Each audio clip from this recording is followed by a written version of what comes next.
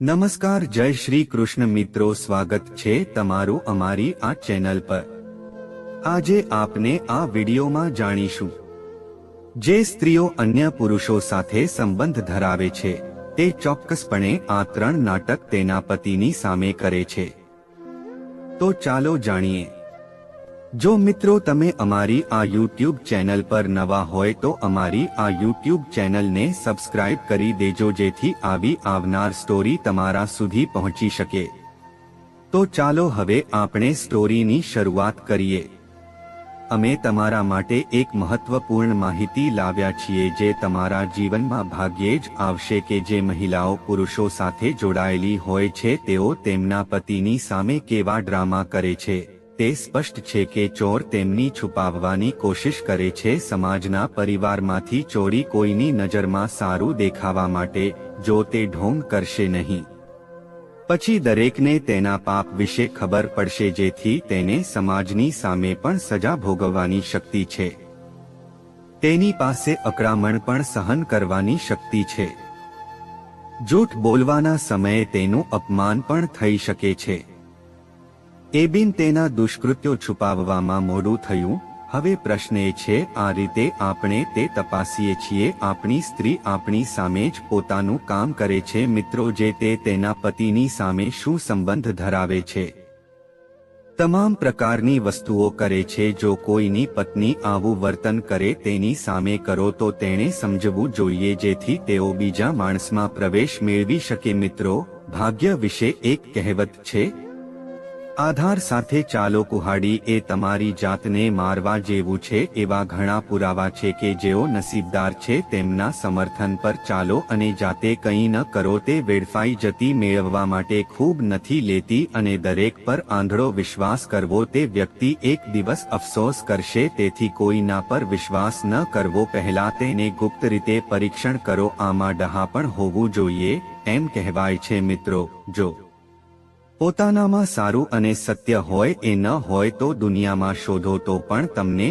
એવી વ્યક્તિ નહીં મળે જે સર્વથી મહાન છે, સારું વિચારે છે, તે આ કરે છે, દુનિયામાં એકલો રહે છે। મિત્રો વ્યક્તિનું જીવન ભલે ગમે તે હોય જે ફેરફારો આવી રહ્યા છે તે આવા જ નથી આવ્યા જેની સાથે ચોક્કસપણે કોઈ અકસ્માત થશે નહીં તેને બદલવા માટે દબાણ કરે છે, તેની સાથે છેતરપિંડી કરી છે અથવા તેને એટલી બધી યાતનાઓ આપવામાં આવે છે કે તે એક વસ્તુ મને બદલવાની ફરજ પડી છે। તમારા પરિવારનું ધ્યાન રાખો। મતભેદ કોઈને પણ જાહેર ન કરવો જોઈએ કરવું જોઈએ કારણ કે આવા બટનો બહાર સ્થિત છે। લોકો ખૂબ જ રસ અને તમારા ઘર સાથે સાંભળે છે કે બટન તેમને વિશ્વભરમાં ફેલાવવા માટે સરસ મજા અને હંમેશા તમારી મજાક ઉડવામાં પાછળ રહેતો નથી પછી ભલેને તેમની આપણા જ ઘરમાં દરરોજ મહાભારત કેમ નહીં પીડવું એ આ દુનિયાની વિશેષતા છે કે હું તમે અન્ય લોકોના મિત્રોને કેટલી કાળજીપૂર્વક જુઓ છો છે અથવા પોતાને જેથી કાળજીપૂર્વક કહે છે જોશો નહીં।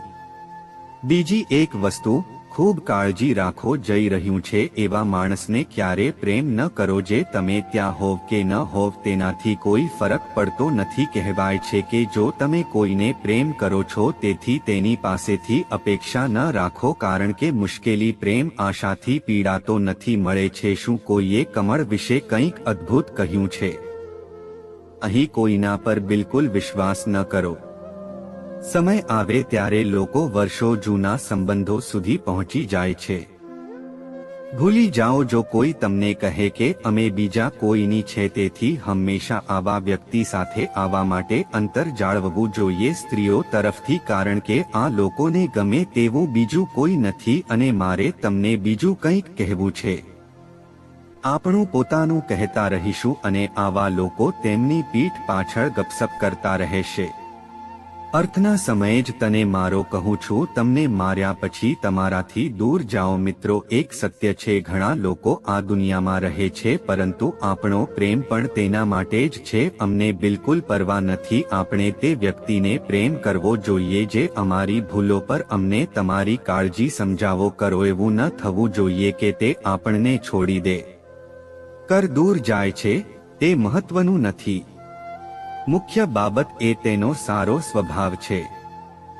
માણસ માત્ર એક સઢમાં જ દિલ જીતી લે છે અને આખી જિંદગીમાં સાથે જીવ્યા પછી પણ કેવી રીતે જીતવું તે જાણો. કેટલાક લોકો એવા છે જે જો સાચા હોય તો અમે લાંબા સમયથી આ જાણીએ છીએ અને આ એક જાહેર પ્રયાસ છે. ચાલો જોઈએ કે આ વ્યક્તિ ક્યાં સુધી જૂઠું બોલી શકે છે. કદાચ કેટલાક લોકોને અભિમાન હોય જે તેઓને ખ્યાલ પણ નથી હોતો કે તે ખોટું છે. તે પોતાના અહંકારમાં આ સ્વીકારવા તૈયાર છે મારામાં પણ ખામીઓ છે, એ સાચું નથી.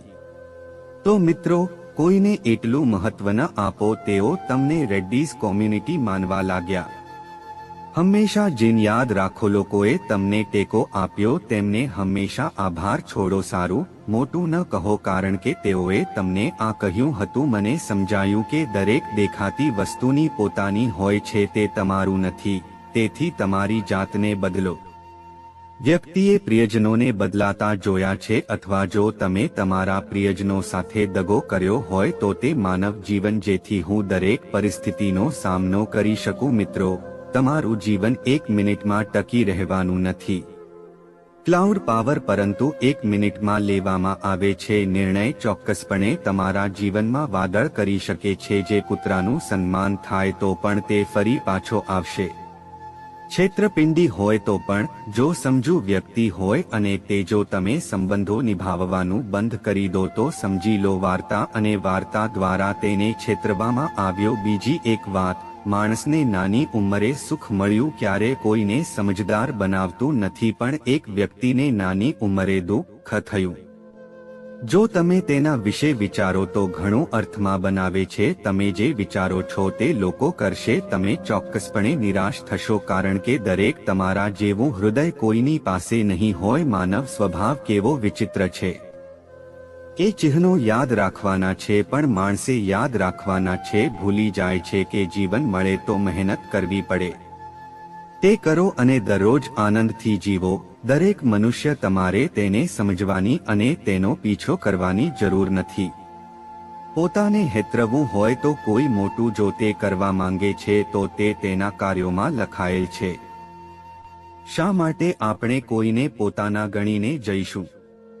કર્મ અને સમય વેડફાય હે. ભગવાન કહે તે કરો કે હું કોઈને તકલીફ આપીને ખુશ રહી શકું. ઈચ્છા ન રાખો અને જો કોઈ સુખથી વંચિત રહે તેથી તમારી પીડા વિશે બિલકુલ ચિંતા કરશો નહીં. કેટલાક લોકો આ દુનિયામાં હસતા રહે છે કારણ કે તેઓ જાણે છે કે અહીં કોઈ છે જો કોઈને દુઃખ સમજાતું નથી. જો કોઈ પોતાનો અભિપ્રાય કહે તો તે તેની મજાક ઉડી જશે. મિત્રો, હવે તેમની વાત કરીએ. અન્ય પુરુષોને પ્રેમ કરતી સ્ત્રીઓની જો તે હોય તો પણ તે તમારી સામે શું નાટક કરે છે. આ નાનકડી વાર્તા મેં પહેલીવાર સાંભળી કે તરત જ મારી પાસે આવી. ગામમાં સર્વસંમતિ હતી અને બુધ નામથી રાહત થઈ. તેના મહિલાએ તે કર્યા પછી તેણે બીજું કર્યું. સ્ત્રીને અઢળક પૈસા આપીને લગ્ન કર્યા. સ્ત્રી માત્ર ઉપાડતી હતી પણ શેઠ એકદમ વ્યસ્ત હતા. યુવતીએ તેના પતિને જણાવ્યું ત્યારે વાત પૂરી થઈ ગઈ હતી. જો રૂપરેખા સારી હશે તો તેઓ તેને નફરતથી જોશે.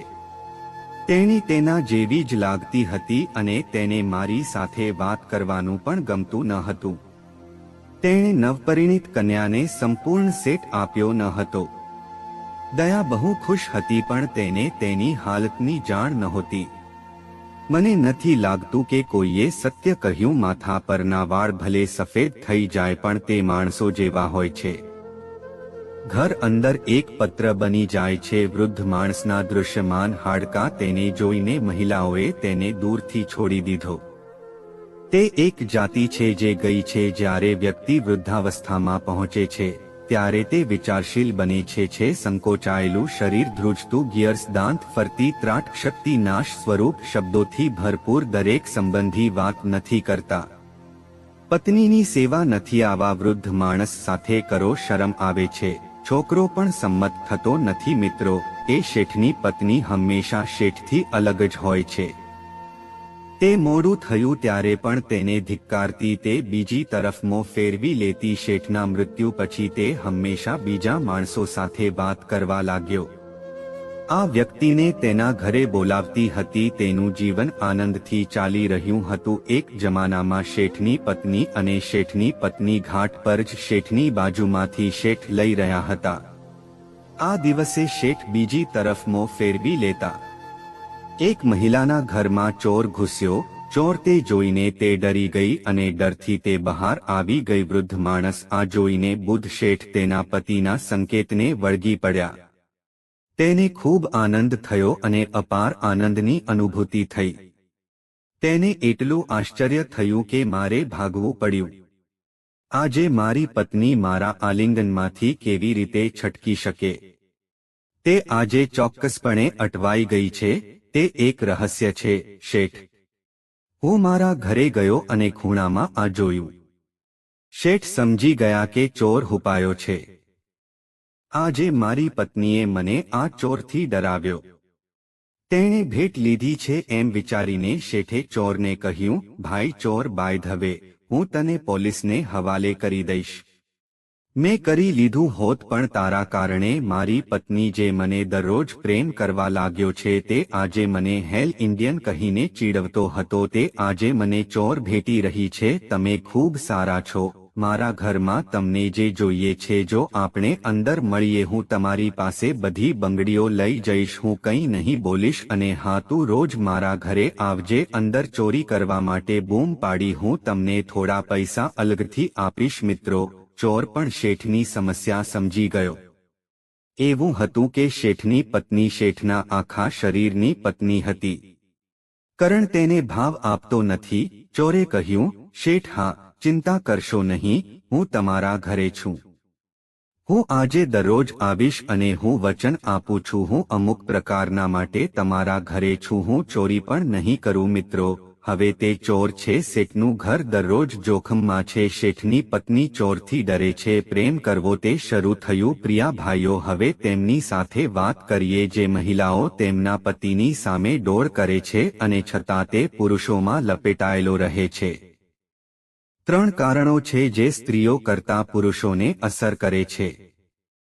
તે તેના પતિને માન આપી શકે છે. તે તેના પતિને અપમાનજનક શબ્દોથી અપમાનિત કરે છે. તેણી તેને સમયાંતરે બોલાવે છે અને તેને બતાવે છે. તે બીજા કરણને શાપ આપીને સંબોધે છે. જ્યારે તેણી ગુસ્સે થાય છે ત્યારે તેણી તમારામાં વિશ્વાસ કરવાનું બંધ કરે છે. ત્રીજું કારણ એ છે કે તે તમારી સરખામણી દરેક અન્ય વ્યક્તિ સાથે કરે છે. કરવાનું શરૂ કરે છે. જુઓ, તે આવો છે અને તમે કેમ છો? તે આના જેવો છે, કરો અને તમે તે ન કરો. જો તમારી પત્ની અન્ય પુરુષો સાથે તમારું જો તમે સરખામણી કરવાનું શરૂ કરો તો આ વિચારણા પણ નથી. જો તમે ઈચ્છો તો સમજી લો કે સ્ત્રીએ કરવું પડશે. જો તમે બીજા પુરુષો સારા થવાની અપેક્ષા રાખો છો, જો આ લક્ષણ સ્ત્રીમાં જોવા મળે છે. ત્રીજું કારણ એ છે કે તે તમારી સરખામણી દરેક અન્ય વ્યક્તિ સાથે કરે છે. કરવાનું શરૂ કરે છે. જુઓ, તે આવો છે અને તમે કેમ છો? તે આના જેવો છે, કરો અને તમે તે ન કરો. જો તમારી સ્ત્રી અન્ય પુરુષો સાથે પ્રેમમાં છે, જો તમે સરખામણી કરવાનું શરૂ કરો તો આ વિચારણા પણ નથી. જો તમે ઈચ્છો તો સમજી લો કે સ્ત્રીએ કરવું પડશે. જો બીજા માણસો ગાતા હોય તો સારું. જો આ લક્ષણ સ્ત્રીમાં જોવા મળે છે તેની કસોટી તે તેણે કરવું જોઈએ. તો મિત્રો, આ વિડિયો તમને કેવો લાગ્યો? જો સારો લાગ્યો હોય તો અમારી ચેનલને સબસ્ક્રાઇબ કરો અને કોમેન્ટમાં જય શ્રી કૃષ્ણ, જય માતાજી જરૂર લખો. પછી મળીશું મિત્રો એક નવી વિડિયો સાથે.